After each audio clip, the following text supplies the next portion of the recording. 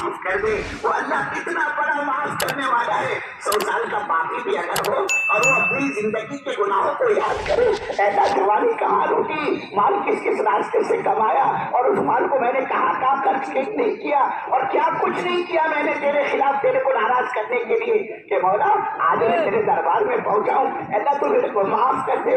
اگر یہ آنے والا امت جمع اس امید پر جمع ہوا ہے کہ اللہ جتنا ہوا جو کچھ ہوا میرے داتا میرے مولا میرے پروردگار تو میرے کو معاف کر دے, اور جتنی باقی زندگی بچی ہے اللہ تو اس کو رضا والے کا موقع لگانے کی توفیق مرحمت فرما. اگر یہ اپنی زندگی کے بنانے کے عزائم کرتا ہے تو اللہ کی رحمت تو بہانہ ڈھونڈتی ہے بندے کو نوازنے کے لیے. یہ تو اس مجلس سے جب اٹھے گا نا, اس مجلس کے ختم پر اس کا یہ معاملہ اللہ فرمائے گا یا ایسے اس کو اللہ گناہ سے پاک کر دے گا جیسے آج ہی اپنی ماں کے پیٹ سے پیدا ہوا ہے. حدیث میں آتا ہے نا التائب من الذنب کمن لا ذنب له. یہ گناہگار گناہ کرنے کے بعد اگر وہ توبہ کر لیتا ہے تو ایسا ہے جیسے اس نے گناہ کیا ہی نہیں. ہاں بالکل آج ہی اپنی ماں کے پیٹ سے پیدا ہوا ہے. تو یہ تو اللہ کے یہاں فیصلے کرانے کا وقت ہے کہ اللہ ہم جیسے گنہگار ہم تو آپ کی پاک زمین پر قدم رکھنے کے بھی لائق نہیں تھے. مولا تیرا احسان تیرا فضل تیرا کرم تیری بندہ نوازی ہم جیسے پلیتوں کو ہم جیسے گنہگاروں کو اور ہم جیسے پاکیوں کو اللہ تو نے یہاں جمع کیا, اور تجھے نوازنا نہ ہوتا تو ہمیں کبھی یہاں نہ جمع کرتا. بس اے اللہ بیڑا پار کر دے, زندگی پلٹ دے. جو محنت تو نے دی نبی علیہ السلام کے راستے سے اللہ اس محنت کا جو تو نے مجھ کو مکلف اور ذمہ دار بنایا اللہ تو لے لے مجھ سے اپنے دین کا کام. جب آدمی اپنی پچھلی زندگی کو گناہوں کو یاد کرتا ہے روتا ہے ندامت کے آنسو نکلتے ہیں تو اللہ تو بہانہ چاہت دیکھتا ہے نا. رحمت بہانہ نہیں جو ہے اللہ کی رحمت تو بہانے ڈھونڈتی ہے نا. اس کو اللہ ایسے گناہ سے پاک کر دیتا ہے جیسے زندگی میں اس نے کبھی کوئی گناہ کیا نہیں, آج ہی اپنی ماں کے پیٹ سے پیدا ہوا. اور پھر اچھی بات یہ میرے بزرگوں لوگ ایک دوسرے کو تانا دیتے, او 100 چیز کھا کر بلی حج کو چلی بولی. کل تک کیا کارنامے کیے تھے تم نے اور کیا کرتوت کیے رات کے اندھیروں میں دن کے اجالے میں. تمہارا تو ریکارڈ خراب ہے, تم تو بلیک لسٹڈ ہو. لوگ ایک دوسرے کو تانا دیتے لیکن کیا کہہ رہے ہو کے کائنات کے وہ اللہ اپنے بندے کو تانا نہیں دیتا. او بڑے میاں اب آئے ہو 80 سال کی عمر ہو گئی 100 سال پورے کر چکے ہو, اب آنکھوں سے نظر نہیں آتا, سارے دانت تمہارے ختم ہو چکے, ہاتھ پیر کی ہڈیاں گل چکی ہے, ہاتھ پیر میں اب ناشا آ گیا ہو, اب آئے ہو لاٹھی دیکھتے ہوئے ہمارے دربار میں. ارے کس منہ سے آئے گناہ کرتے ہوئے شرم نہیں آئی غیرت نہیں آئی, اب آئے ہو. اللہ کی قسم وہ اللہ اپنے بندے کو کبھی تانا نہیں دیتا. کہتے ہیں بندے تیرے آنے میں تیرے میری عزت کی قسم میرے معاف کرنے میں اور نوازنے میں دیر نہیں. تو آ کر تو دیکھ, مجھے پکار کر تو دیکھ, تیری سزا کا جواب نہ دوں تو پھر کہنا. بنی اسرائیل کا ایک بت پرست وہ اپنے بت کو اس کا نام لے کر جسے اللہ اللہ اللہ اللہ اللہ اللہ کی ستائی لگاتے ہیں ایسے ہی وہ اپنے خدا کو یاد کرتا تھا. اس کو اس کے خدا کا نام تھا صنم. کہتا تھا یا صنم یا صنم یا صنم یا صنم یا صنم. اس کے خدا کو یاد کرتا تھا. غلطی سے زبان پھسل گئی اور صنم کی جگہ صنم ستیا سمجھ کہہ دیا, اور سمجھ کے معنی اے او بے نیاز بادشاہ. فوراً اللہ نے اس کا جواب دیا لبیک یا عبدی, میرے بندے میں حاضر ہوں, بول کیا کہتا ہے کیا بولتا ہے تو. آسمانی نظام حرکت میں آ گیا. فرشتوں نے پوچھا ہے باری دادا تیرا نافرمان باغی پاپی تیرے غیر کی پرستش کرنے والا پوچھنے والا, اور وہ اسی کو یاد کر رہا تھا. غلطی سے ایک مرتبہ اس کی زبان سے صنم کہتے کہتے سمجھ نکل گیا, وہ بھی غلطی سے, اور آپ نے اس کے سمجھ کا جواب دیا. کیا اللہ نے فرشتوں سے میرے فرشتوں نام تو اس نے میرا دیا ہے نا, پکارا تو میرے کو ہے نا. اب اگر میں اس کے سوال کا میں اس کی ندا کا جواب نہ دی تو مجھ میں اور جس کو پکارا اس میں فرق کیا باقی رہ جاتا ہے. اللہ تو ایسے قدردان ہے میرے بزرگ کو. یہاں تک کہ کوئی کسی کو تانا دے اللہ کو وہ بھی پسند نہیں کہ میرا بندہ گناہوں سے توبہ کر چکا ہے اور کوئی اس کو تانا دے, بلکہ فرمایا اگر کسی نے کسی کو تانا دیا اور وہ گناہ سے توبہ کر چکا ہے اللہ کہہ رہا ہے میرے بندے تو نے میرے معصوم بندے کو جو گناہ سے توبہ کر چکا ہے اس کو تو نے برا بھلا کہا, اس کو تانا دیا ہے, میری عزت کی قسم میں تیرے کو اس وقت تک موت دوں گا جب تک اس گناہ اس زندگی میں تجھے نہ مبتلا کر دوں جس کا تو نے اس کو تانا دیا. اللہ بڑے قدردان ہیں، بڑے معاف کرنے والے. بنی اسرائیل میں قید شادی آئی. لوگ وہ پانی کے قطرے قطرے کو ترسنے لگے اور تڑپنے لگے. ساری بنی اسرائیل کہ موسیٰ علیہ السلام کی نسل ہے. حضرت یعقوب علیہ السلام، حضرت یوسف علیہ السلام کی جو قوم پڑی چلی وہ بنی اسرائیل کہلاتی ہے. انہی میں سے بہت سے انبیاء جس میں وقت کے نبی موسیٰ علیہ السلام، ان کی قوم میں یہ بنی اسرائیل. تو قوم ان کے پاس آئی اور آ کر کہا یا نبی اللہ، پینے کے پانی کا ایک بوند نہیں ہے.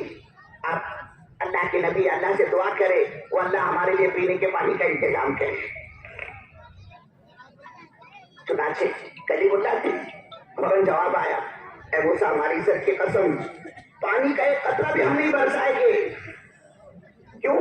جو یہ قوم آپ کے آئی ہے اس قوم میں بدکار ہے، گنہگار ہے، نافرمان ہے، اور اس کے گناہوں کی نحوست کی بنا پر ہم نے آسمان پر پانی کا دروازہ بند کر دیا ہے. پتا چلا ہمارے اعمال کا اثر آسمانی نظام پر پڑتا ہے.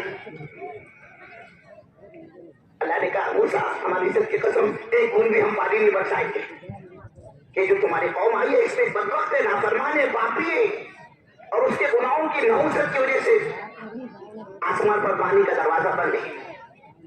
اگر پانی چاہتے ہو تو اعلان کرو، اس کو کہو یہاں سے اٹھ کر چلا جائے، الگ ہو جائے.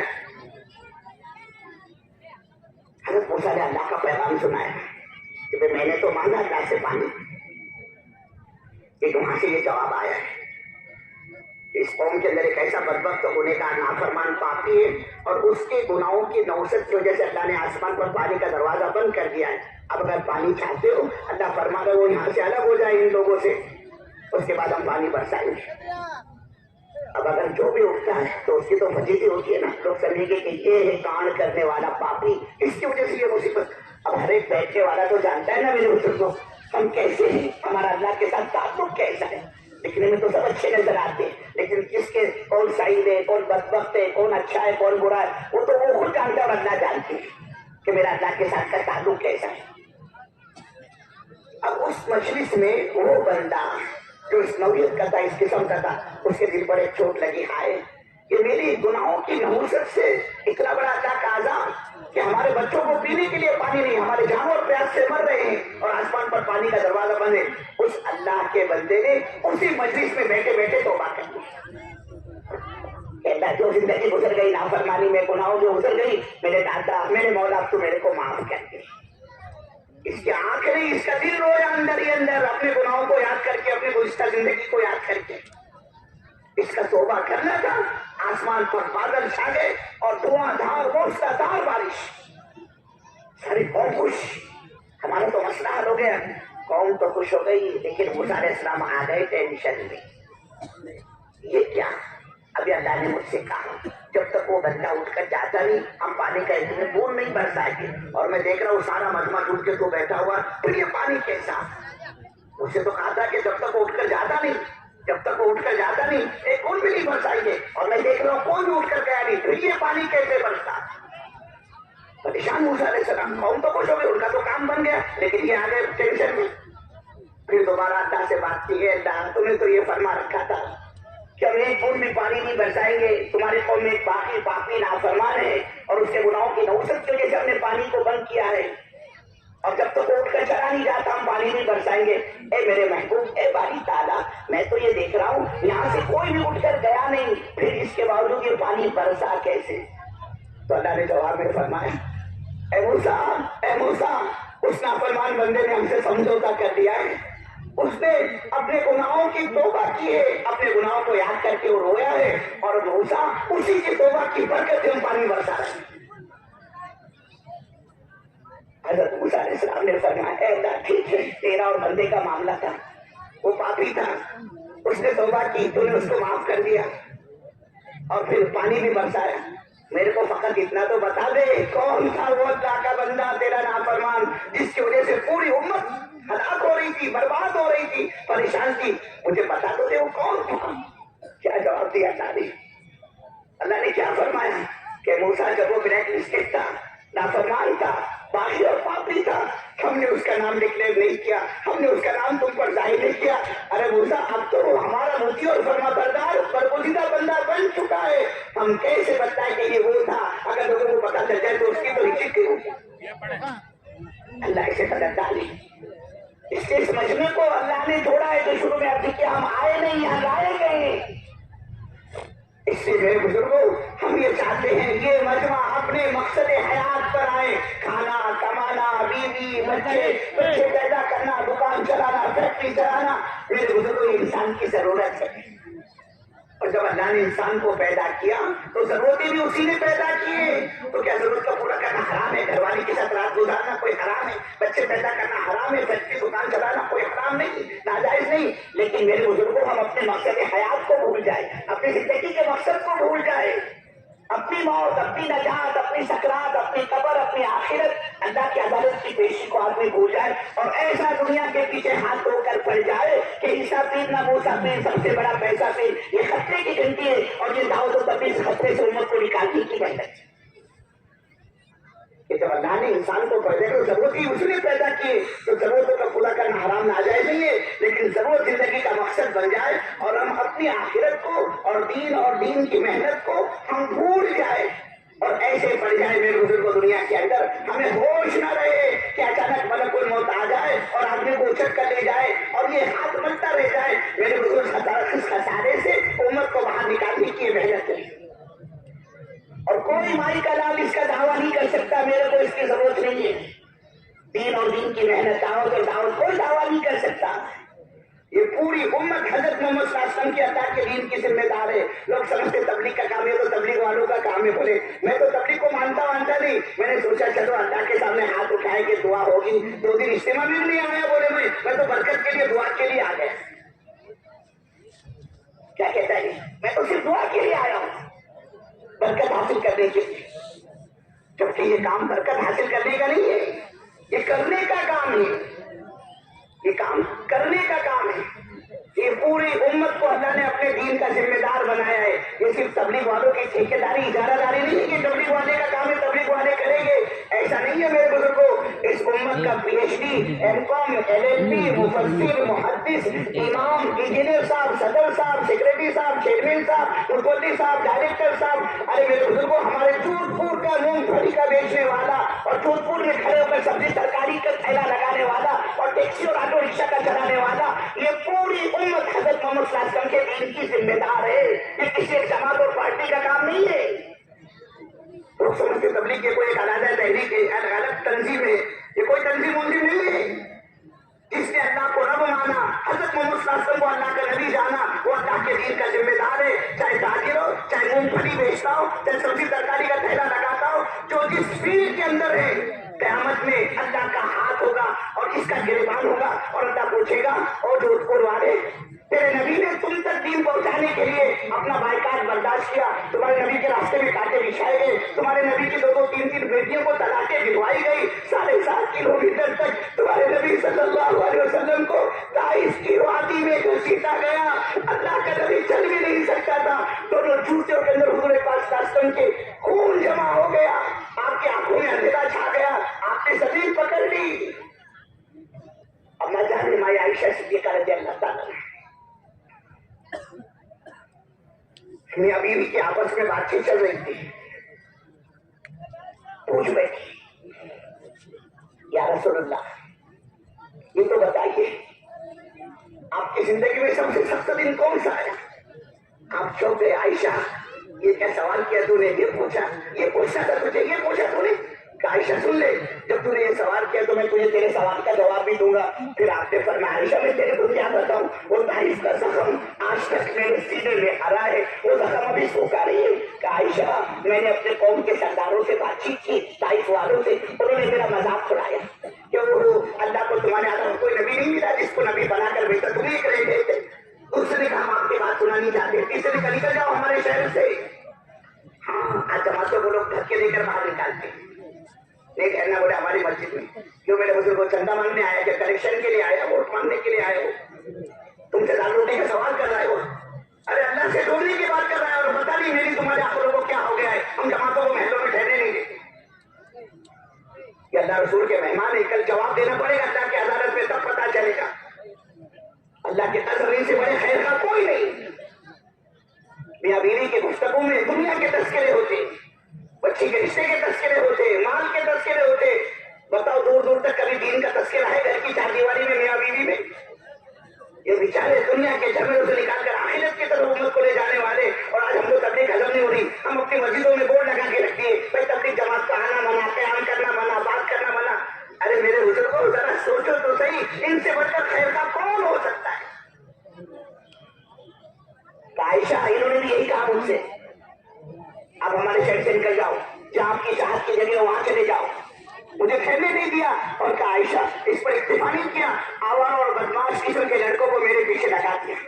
اب جب انہوں نے مجھے پتھروں سے مارا ہے، کہا عائشہ دونوں جوتوں میں میرا خون جمع ہو چکا، میں چل نہیں پاتا تھا، اور جب میری آنکھوں میں اندھیرا چھا گیا میں نے زمین پکڑ لی، یعنی میں بیٹھ گیا زمین پر، اس کے باوجود بھی میری قوم پر مجھ پر دیا ترس نہیں آئی، مجھ پر رحم نہیں آیا۔ کہ عائشہ انہوں نے میرے دونوں ہاتھ کو پکڑ لیا اور مجھے پکڑا کیا، اور جو میرا قدم اٹھتا تھا ان کے پتھر چلتے تھے۔ کہ عائشہ 7.5 کلومیٹر تک مجھ کو طائف کی وادی میں دوڑایا۔ اللہ کہے گا وہ جودھ پور والوں، راجستھان والوں، تم اپنے کو نبی کا عاشق بتاتے ہو، نبی کی محبت کا دعویٰ کرتے ہو، نبی کی محبت میں نعرے بازی لگاتے ہو، تم اپنے کو نبی کا عاشق بتاتے ہو۔ ارے 14ویں اور 15ویں صدی میں راجستھان کے گلی کوچوں سے، آدم کے بستے والے انسانوں کی زندگیوں سے ہمارے نبی کا دین مٹ رہا تھا، ہمارے نبی صلی اللہ علیہ وسلم کی امت مرتد ہو رہی تھی، ہمارے نبی صلی اللہ علیہ وسلم کی امت کی بیٹیاں اپنی امت، اپنی ارمان، اپنی خواہش اور اپنی چاہت کو پورا کرنے کے لیے اپنے ایمان کا سودا کر کے منشائی زندگی گزار رہی تھی۔ مسلمان دین سے بیزار نظر آ رہا تھا، نہ یہ شکل سے پہچانا جاتا تھا یہ حضرت محمد صلی اللہ علیہ وسلم کا امت ہے، نہ اس کا لباس، نہ اس کی وضاحت، نہ اس کی شادی بیاہ کو دیکھ کر ایسا لگتا تھا یہ حضور پاک صلی اللہ علیہ وسلم کا امت ہے۔ ارے جس صدی میں دین کی دھجیاں اڑ رہی تھی، دین کے جنازے نکل رہے تھے، اور راجستھان والوں یہ تو بتاؤ تم نے ہمارے نبی صلی اللہ علیہ وسلم کے دین کے لیے کیا قربانی دی اور کتنی جان لگائی اور کتنا مال لگایا؟ میرے بزرگوں، میرے بھائیوں، میرے دوستوں، اللہ کی عدالت میں میرے کو آپ کو جواب دینا بھاری ہو جائے گا۔ یہ دعوت کی تبلیغ کی نقل و حرکت میں بار بار آپ سے عرض کر رہا ہوں، کسی ایک طبقے کا کام نہیں ہے جس نے اللہ کو رب مانا اور حضرت محمد صلی اللہ علیہ وسلم کو اللہ کا نبی جانا، وہ اللہ کے دین کا ذمہ دار ہے، چاہے تاجر ہو، چاہے مزدور ہو، چاہے صدر ہو، چاہے سیکرٹری ہو، چاہے انجینئر ہو، چاہے ڈاکٹر ہو۔ وہ سوال اللہ جو ایک مفسر اور محدث اور امام سے کرے گا اپنے دین کے بارے میں قیامت میں، وہی سوال ہمارے جودھ پور کے ٹیکسی چلانے والے سے اور آٹو رکشا کے چلانے والے سے اور صدر اور سیکرٹری سے اللہ وہی سوال کرے گا کہ یہ بتاؤ تم نے ہمارے دین کے لیے کیا کیا۔ اس لیے مجمع یہاں آیا ہے فقط بیان سننے کے لیے نہیں، دعا میں شرکت کے لیے نہیں ہے، یہ یہاں سے ذمہ داری کے بوجھ کو اٹھا کر لے جائے کہ اللہ زندگی گزر گئی تیری نافرمانی کے اندر، اور چاروں طرف جس کے نتیجے میں تیری نافرمانی کہ اللہ آج ہمارے گھروں کی 4 دیواریاں تیری نافرمانی کا اڈا بنی ہوئی ہے، ہمارے گھروں میں لعنت کے چھیلے لگے ہوئے ہیں، اللہ بیوی بھی نافرمان، بچے بھی نافرمان، جوان بھی نافرمان، بوڑھے بھی نافرمان، ہم جائے تو کہاں جائے؟ ہمیں آپ کی پاک زمین کو آپ کی نافرمانی سے بھر دیا ہے، اللہ اب تو کرم فرما کر، فضل فرما کر ہمیں اپنا دین عطا کر اور دین دے دے اور اس کی محنت کے لیے قبول فرما۔ اللہ کہہ رہا ہے میرے بزرگوں، جیسے بندہ ہمارے ساتھ گمان کرے ہم ویسے فیصلے کریں گے۔ اس لیے بڑا نازک دور ہے امت پر، اور ان حالات سے نکلنے کا، سنورنے کا، سجنے کا، ترقی کا، تزکیے کا، تربیت کا اور ہدایت کا راستہ یہ دین اور دین کی محنت ہے، اور اگر اسے جان بچاؤ گے، میں بتوا نہیں دے رہا، آپ یقین مانو وہ اللہ میں تمہاری زندگی کو جہنم بنا کر چھوڑے گا۔ کیوں؟ اللہ کو مسلمان پیارا نہیں ہے، اللہ کو اپنا دین نہیں پیارا ہے۔ کوئی وعدہ نہیں ہے اللہ کا مسلمان کے ساتھ، اس دھوکے میں نہ رہو۔ قرآن پاک اٹھا کر دیکھو، سارے وعدے اللہ کے دین والوں کے ساتھ، ایمان والوں کے ساتھ، اعمال والوں کے ساتھ، عزت کا وعدہ، نجات کا وعدہ، سربلندی کا وعدہ، حالات کو سازگار بنانے کا وعدہ، ذلت کی پستی سے نکال کر عزت کی چوٹی پر لے جانے کا وعدہ، دنیا کے مسائل کے حل کا وعدہ، سارے وعدے اللہ نے دین کی، ایمان کی، اعمال کی، دعوت کی شرطیں کے ساتھ رکھی۔ وہ شرائط ہم پورے کریں گے، اللہ سلوٹوں کے اندر دنیا کے حالات کو سازگار کرے گا۔ آج جو امت پریشان ہے میرے بزرگوں، اس کی بنیادی وجہ ہم اور آپ ہے، جو ذمہ داری، جو کام، جو محنت اور جو فکر اس امت کو ملا تھا، اس امت نے اس سے اپنے دامن کو جھٹک دیا۔ اور یہ جان بچاری علاج کر رہی ہے، جبکہ صاف فرمایا جب امت دین کو چھوڑے گی اور دین کی محنت کو چھوڑے گی، ہم ان پر جابر اور ظالم کو بلا کر مسلط کر دیں گے، ان کی دعاؤں کو رد کرنا شروع کر دیں گے، اب یہ روئیں گے، گر گرائیں گے، اللہ والوں کے پاس جائیں گے، حضرت دعا کر دو، امت ٹوٹ رہی ہے، امت کٹ رہی ہے، امت تباہ ہو رہی ہے، امت برباد ہو رہی ہے، امت کی دھجیاں ہو رہی ہے، امت کی عزت اور آبرو کا کھلواڑ ہو رہا ہے، آپ دعا کریں اللہ امت کا کٹنا، امت کا تباہ ہونا، امت کا برباد ہونا اللہ بند کر دے۔ اللہ فرما رہے ہمارے محبوب جب وہ ہمارے برگزیدہ موجود اور فرما بردار بندے بھی ان کے حق میں دعاؤں کے لیے ہاتھ اٹھائیں گے، ہم اپنے ان بڑی روزہ بندوں کی دعاؤں کو بھی رد کر دیں گے جب وہ ان کے حق میں ہم سے مانگیں گے۔ اب بندہ راجے سے مارو کیا رہے گے ہمارے لیے؟ اس سے ہمارے بننے کا، پنپنے کا، سنورنے کا، سجنے کا، ترقی کا، ترقی کا، کرنے کا راستہ یہ دین اور دین کی محنت ہے۔ اگر اس سے کوئی جان بچائے گا آپ یقین مانو وہ اللہ میری تمہاری زندگی کو جہنم بنا کر چھوڑے گا، وہ اللہ میری تمہاری سانسوں کا دشمن بن جائے گا۔ سانس کا عمر آرزان نکلی پہنے رہو معیشت اندر کا، ہم سے کٹو گے ہماری عزت کی قسم تمہارے معیشت کو تنگ کر دیں گے، جو تم چاہ رہے ہو سب دیں گے ہم تم کو، مال کے مالک، فلیٹ کے مالک، تم بنگلے کے مالک، اور کاروبار تمہارے پاس، پراپرٹی تمہارے پاس، بیوی بچوں کے تم مالک، لیکن اللہ کہہ رہا ہے ہم تمہارے چین و سکون کو غارت کر کے رکھیں گے۔ اس سے نگاہ ڈالو آج جو جتنا بڑا مالدار ہے وہ اتنا زیادہ پریشان ہے، جو جتنی بڑی فیکٹری کا مالک ہے وہ اتنا زیادہ پریشان ہے، جو جتنی بڑی زمین لے کر بیٹھا ہے وہ اتنا زیادہ پریشان ہے۔ ہاتھی ہوتا ہے نا، اس کے ساتھ کھانے کی اور ہوتے دکھانے کی اور ہوتے، کوئی بولتا کوئی نہیں بولتا، کوئی بتاتا کوئی نہیں بتاتا، کام کھول کر لو بالکل صاف بات ہے۔ آج جس کی زندگی میں اللہ کا دین نہیں ہے وہ سکھی نہیں ہے، پریشان ہے، نیند نہیں آتی اس کو، ایک کنڈیشن میں بھی گھبراہٹ ہوتی ہے، رات کو نیند کی گولی کا سارے کنڈیشن لیتا ہے نیند کے لیے، نرم نرم بستر بھی اس کو کانٹے کی طرح چھوٹتا ہے، زندگی جہنم بن گئی۔ اللہ کہہ رہے تیرے سانسوں کا دشمن بن جاؤں گا، تیری راتوں میں نیندیں حرام کر کے چھوڑوں گا میں، اور اللہ ظالم نہیں، یہ بھی سن لو، اللہ ظالم نہیں ہے، نہیں اللہ ظلم کو پسند کرتا ہے، نہیں خدا ظلم کرنے والوں کو پسند کرتا ہے۔ اس کے ساتھ فرمایا مایا فرماؤ بے عذابی تم، اور ہمارے بندوں تم کو تباہ کر کے، برباد کر کے، ہلاک کر کے، اور تمہاری راتوں کی نیندیں حرام کر کے ہم کو کیا ملے گا؟ اللہ کہہ رہا ہے، اور اللہ کو بیمانوں سے کیا ہمدردی، اللہ کو مسلمان سے کیا دشمنی، لیکن یہ مسلمان یہ ایمان والا ڈھنگ کا مسلمان تو بنے۔ اللہ کہہ رہا ہے، اللہ کو تو بڑا لگاؤ ہے، عشق کے تعلق ہے، محبت ہے اپنے بندے سے۔ ایک ماں اپنے بندے سے کیا محبت کرتی ہوگی؟ اللہ 70 ماؤں سے زیادہ اپنے بندے پر مہربان ہے۔ پھر یہ دن کیوں ٹوٹا، کیوں ہلاک ہوا، اس کے نیندیں کیوں حرام ہے، اس کی کاروبار کی برکتوں کا جنازہ کیوں نکلا ہوا ہے؟ اس لیے کہ جو مقصد حیات زندگی کا ہم کو آپ کو دیا گیا تھا، ہم نے اس سے اپنی آنکھیں بند کر دی، جس کے نتیجے میں آج پوری امت پریشان ہے، اور اسے نکلنے کا یہی ایک راستہ ہے، دین اور دین کی محنت۔ اور اگر اسے کمپرومائز کرو گے انشاءاللہ ماشاءاللہ سوچوں گا دیکھیں گے ارے بھائی اب تو رمضان نکل جانے دو، ابھی تو سیزن ہے، جس وقت نکل جائے گا موت آ کر پکڑے گی اور تیاری کا موقع نہیں ملے گا۔ اس لیے کہ ہم کو بھی پتا یہ اجتماع تمہارا کس کس کی زندگی کا آخری اجتماع ہے، بہت ہو گیا اجتماع، گھبراؤ مت، قیامت کو ابھی بہت وقت باقی ہے، لیکن ہم اور آپ زندہ رہیں گے اس کی گارنٹی کیا ہے؟ حدیث میں آتا ہے آدمی مکان بنانے کی تیاری میں ہوتا ہے، اس کا نام اردو کی فہرست میں آ چکا ہوتا ہے، اور اس کو دیکھ کے ہنستا ہے، کیا ہو گیا یہ جودھ پوری کو مکان کے چکر میں پاگل ہو رہا ہے، بولے یا گرینائٹ لگاؤں گا یا ماربل لگاؤں گا یا مکرانہ سے اسپیشل پتھر کے اندر جو کچن وٹا بناؤں گا اور یا پی او پی کے اندر ڈیزائن بناؤں گا اور میرا گیٹ ایسا ہوگا، میری پارکنگ ایسی ہوں گی، اس کا نام اردو کی فہرست میں آ چکا ہوتا ہے۔ فرشتہ اس کو دیکھ کے ہنستا ہے، کون سمجھا یہ راجستھانی کو، اس کو پتا ہے جس مکان کی پلاننگ اس نے کی ہے، ارے اس کے اس سے قدم بھی نہیں پڑے گی، اس سے پہلے ہی ہمارے پاس آنے والا ہے۔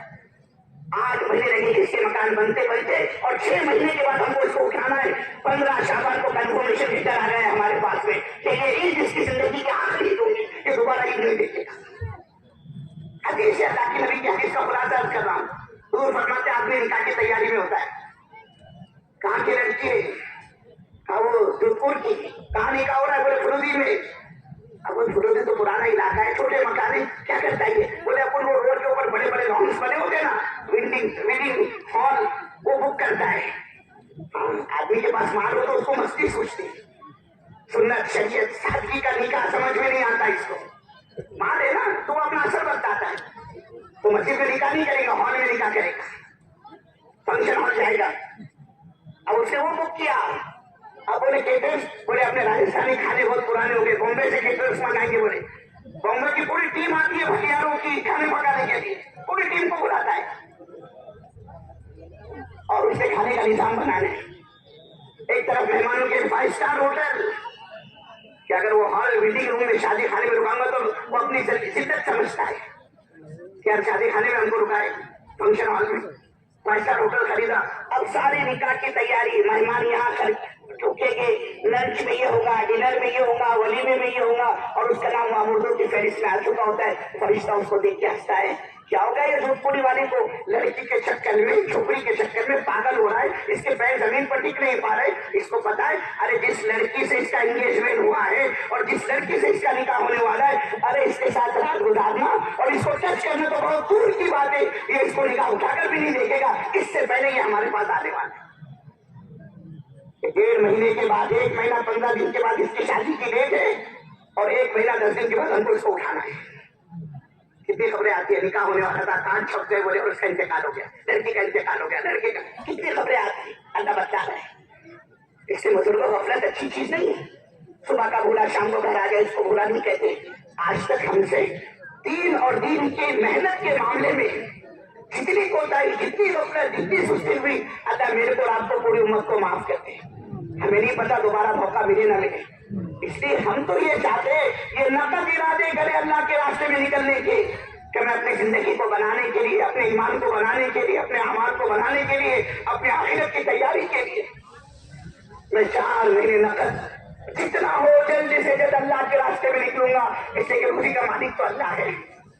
एक आदमी सुबह से लेकर शाम तक गाड़ी मिट्टी का काम करता है, अल्लाह उसके मुकद्दर की 2 रोटी देता है। हमको अल्लाह के दीन का काम करे और वो अल्लाह मेरे को तुमको भूखा मारी अल्लाह की गैरत के खिलाफ है कि बनियों वाली मेहनत करने वाले को अल्लाह रोजी पहुंचाए और नबी का काम करके भूखे मरे। ये अकल की में आने वाली बात नहीं है। क्या था साहबा के पास नंगी भूखी पंक्ति नहीं पड़ी, तो दांतों से पत्ती जाती थी, पेटों पर पत्थर बांधती थी, लेकिन मेरे बुजुर्गों अल्लाह के दीन की दावत को और मेहनत को जिंदगी का मकसद बना।